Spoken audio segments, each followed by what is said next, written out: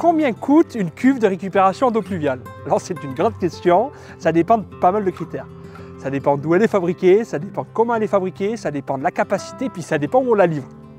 Donc si on commence déjà par où elle est fabriquée, effectivement, si elle est made in France, fabriquée par des experts approuvés, ça ne coûtera pas le même prix que fabriquée dans les pays de l'Est.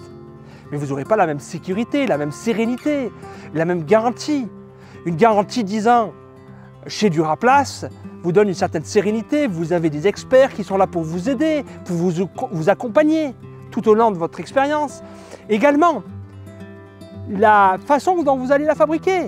Si vous la fabriquez à partir du principe qu'on appelle mélanger à sec, c'est-à-dire vous prenez la poudre blanche, vous rajoutez un colorant dedans, vous mélangez ça pour faire une cuve noire, ça ne coûtera pas le même prix qu'une cuve fabriquée avec un polyéthylène qu'on appelle Tintemas Copound, comme vous avez là, la poudre elle est directement teintée dans la masse, elle a plus de résistance à la traction, à la différence de température. Quand vous allez passer d'un -15 à un +40, la cuve elle ne bougera pas, contrairement aux autres, ni elle ternira pas. Un mélangé sec, vous voyez tout de suite la couleur elle change très vite.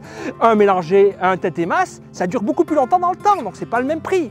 Également, la dimension des cuves est essentielle. Si vous voulez une cuve qui soit le plus large possible et pas trop haute pour qu'elle passe sous votre gouttière, ça ne coûtera pas le même prix d'une cuve qui a été fabriquée pour que ça coûte le moins cher, le plus étroit possible, qu'il faut faire une méga dalle dessous, donc du génie civil en plus, contrairement à celle-ci qui est posée sur un sol stabilisé.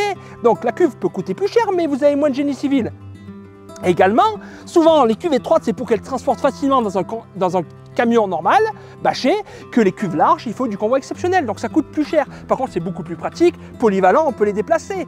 Également, les accessoires que vous allez mettre dessus vont être essentiels. Si vous mettez des vannes en PVC, au premier coup de gel, paf, elle pète, ça ne sera pas pareil qu'une vanne spécialement conçue comme on a fait chez nous pour résister au gel, qui ont été approuvés et sur lequel vous avez un inox qui va résister dans le temps.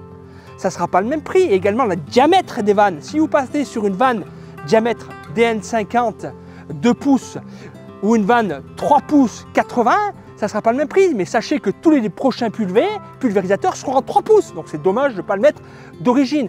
Également, l'agent UV qui va permettre de résister aux intempéries et aux agressivités est essentiel. Donc en France, vous pouvez trouver des cuves fabriquées avec un UV 0,1 jusqu'à un UV, les meilleurs c'est UV 8.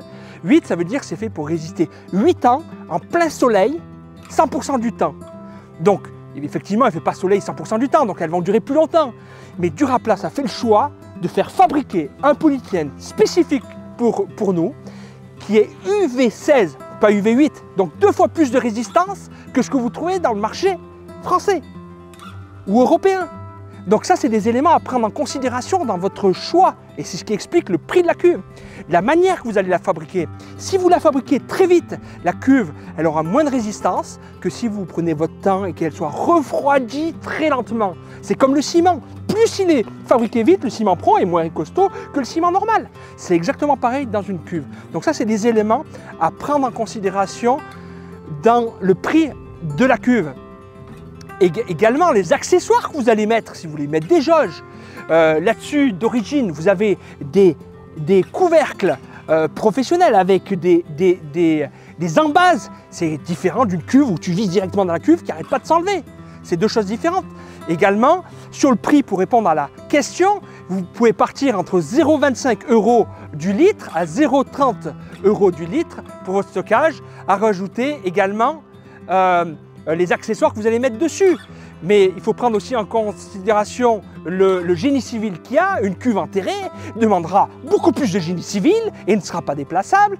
C'est à prendre en considération en plus par rapport à une cuve aérienne que vous pouvez passer, poser facilement et déplacer avec un télescopique. Voilà pour répondre à votre fameuse question, combien coûte la cuve?